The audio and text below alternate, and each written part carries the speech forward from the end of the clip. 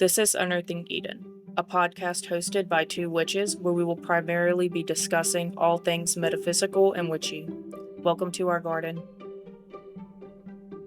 Meditating is defined as thinking deeply or focusing one's mind for a period of time. You can either sit in silence, chant, or use mantras. Even listening to gentle music or binaural beats can help keep you invested in your session. Ancient meditation practices stretch way back throughout history, but it wasn't called meditation until around the 12th century. The Latin word meditare, which means to ponder or to contemplate, is the root of the word meditatum, which then gave us the word meditation.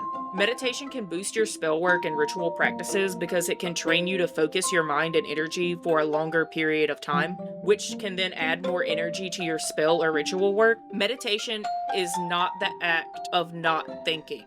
The human brain is always going to be thinking and creating new ideas and thoughts. It is almost impossible to remove all thoughts from your mind for any period of time. So don't think that you're not meditating properly just because you have either racing thoughts or you feel like your mind continues to wander. That is totally normal. And I think a lot of people experience this, especially when they first start meditating. There's a lot of misconceptions with it. Anybody can meditate. It can be very beneficial to your mental health and your physical health.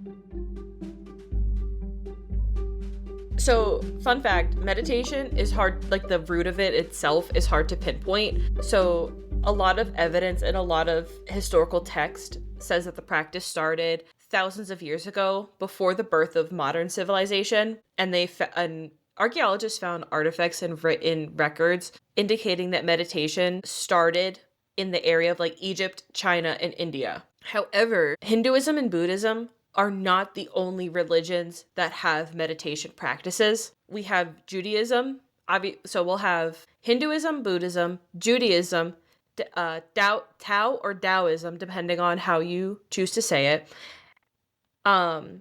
And then we have a few other religions that don't use it as much, or it's not like explained as much or specifically called meditation. I don't know how to pronounce this one. I don't really know what religion this is, but Jainism. Then we have Sikhism and Christianity. So it obviously started, I don't want to say it obviously started, but it started from the Silk Road when they were bringing goods back and forth from China to India to Mesopotamia and everything along those lines around 500 to 600 BCE. Let's see. Now, the most known part about it is Hinduism and Buddhism because it's deeply rooted in yoga and the chakras, and both of those really are deeply formed in Hinduism and Buddhism. For Hinduism, it was referenced in the Vedas, which is their historical and religious text. For Buddhism, it was founded in India with the same text, but Buddhism was moved. I don't want to say moved,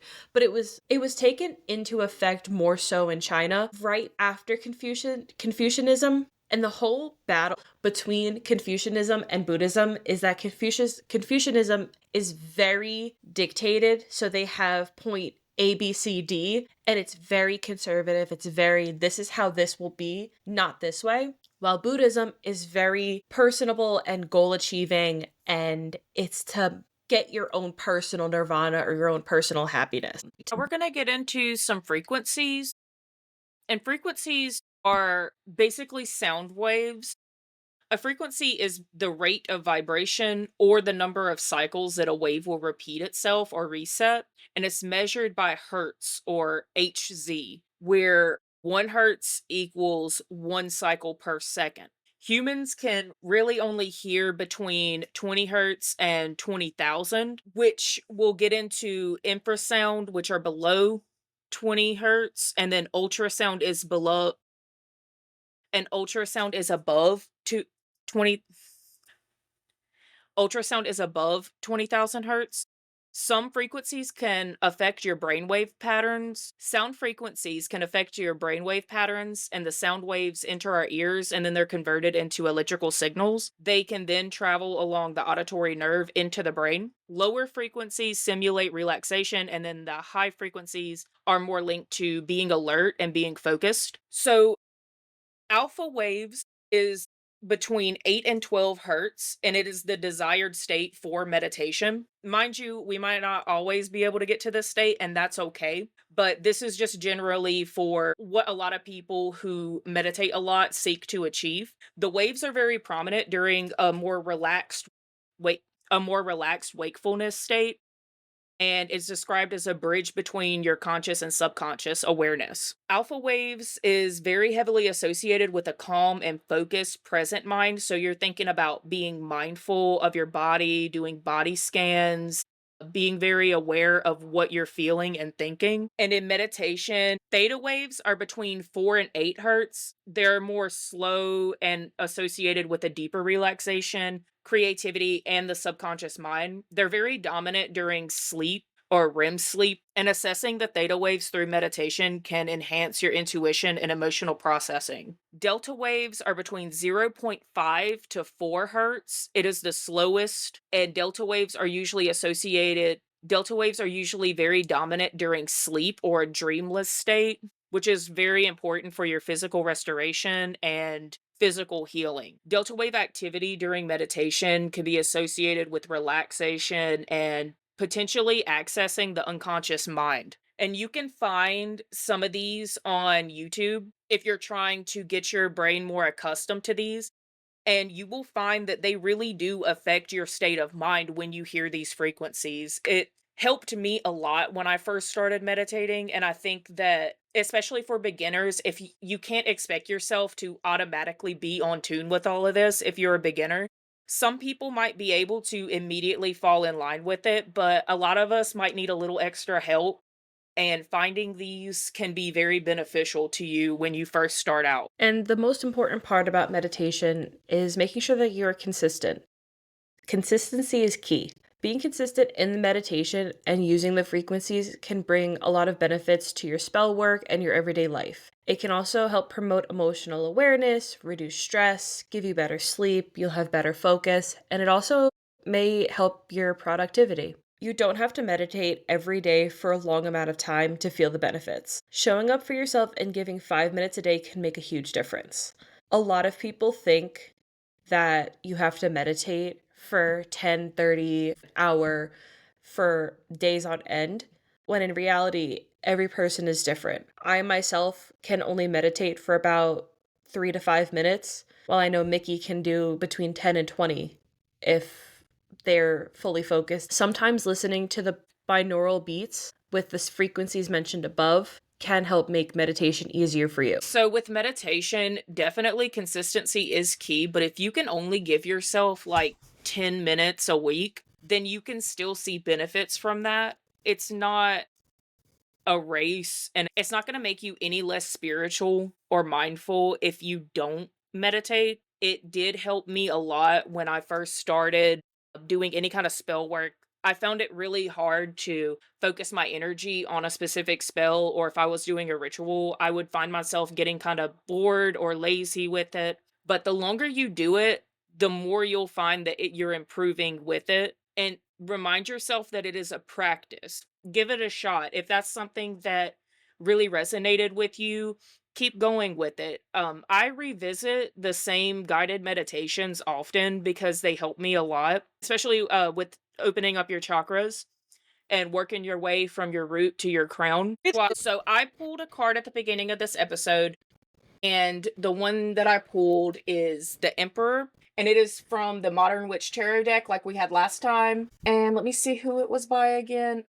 Lisa Sturley. So the Emperor can indicate a natural leadership ability, authority. It can represent a father figure. And this is, mind you, based on the context of the pull. It can symbolize a strong foundation, and it's associated with the zodiac sign Aries, me, and associated heavily with the element of fire. So it's your drive and motivation. It can mean either you have these traits or that the traits will be required to achieve the goal that you're working towards. But trust your intuition based on the context of your pool when you get this card. This card specifically, you might need to look at the other surrounding cards to get what the full meaning is. So, in a career context, it could mean that structure and strong leadership might be necessary for you, or that you already have these traits. The Emperor in a love context can indicate that there's a weird power dynamic going on. It might be a little unbalanced in contrast with the Empress card that is representing nurturing and feminine qualities. So the Emperor is very masculine. It's very driven, physical, in your face. It means setting boundaries, or that I might not be standing on the boundaries that I set previously with people, and that it kind of reminds me to push a little harder, and that sometimes it's okay to be a little stubborn about certain things, especially if they mean a lot to you. But in other words, it can also mean maybe you're being a little too stubborn. Maybe you are pushing a little too hard. Like I said, it really depends on the context of it. But I associate myself heavily with this card, not just because of the whole Aries thing, but I can be a very headstrong person, and sometimes I need to be reminded to dial it back a little bit because it's not always you that's going to be in the spotlight. Sometimes you have to make way for other people or other things to come through. So that's all that I have to share on this card. I will give it to you for the crystal of the week. Thank you. And I can also agree that you are very headstrong sometimes. And Oh, yeah. having to rein you back in is super fun and fresh because I'll have to remind you that you are doing a lot. I try. Anyways, okay, so the crystal of the week that was chosen is citrine. So citrine is a type of amethyst and it'll heat a lot and that's why it turns yellow. But anyways, citrine is known as the success stone and it can help promote good fortune and abundance. It helps boost manifestations and increase mental clarity. It's known as an aura protector and it kind of acts like a early warning system so you can start to protect yourself or boost your protections. It'll absorb, transmute, dissipate, and it'll ground any type of negative energy so it'll make it go away and it'll push it away from you. It uses the sun as its power, so it's very warming and energizing and it gives you high creativity. It's a big manifestation stone. So if you're looking for something to use to manifest, that's your best friend right there. So citrine means citrus in French because it's got that yellowy gold color. So since it's a type of amethyst that's heated, some people will buy amethyst and heat treat it manually and sell it as citrine at a higher price. So you always want to make sure that you're getting it from a good supplier and from somebody that's renowned for having legit real citrine. Real citrine is going to come at a high price because of how rare it is to find. It is not something that's, you could just go and mine and dig up, unfortunately. If you were to try to go mine and dig up citrine, which we don't recommend, you would have to go to Brazil, Madagascar, Russia, France, or the US. Brazil is going to give you the best quality of citrine, but it's along the river in a mountain, so I don't recommend it. Please don't go using it. Please don't look for it. The zodiac sign that it's affiliated with, again, is Scorpio. Double week for Scorpio. This does not mean that they're the only zodiac sign that could use citrine. They're just going to have a better calling and more profound results from it. Whenever a Scorpio needs to use citrine is when they're looking for wisdom, courage, and sincerity. Some other signs that'll benefit from the use of citrine is going to be a Libra, an Aries, and a Leo. It's mainly going to be needed for positivities and grounding and negative aura protection. If you need to cleanse your citrine, you could put it under the new moon or the sun to recharge. It's one of those naturally it's one of those naturally cleansing stones, so you don't have to do too much. There's no smudging, there's no spell work that's needed for it. Personally, I haven't used it in my practice, but my sister did buy me a citrine ring when I lost my job, and that helped me in a very weird roundabout way.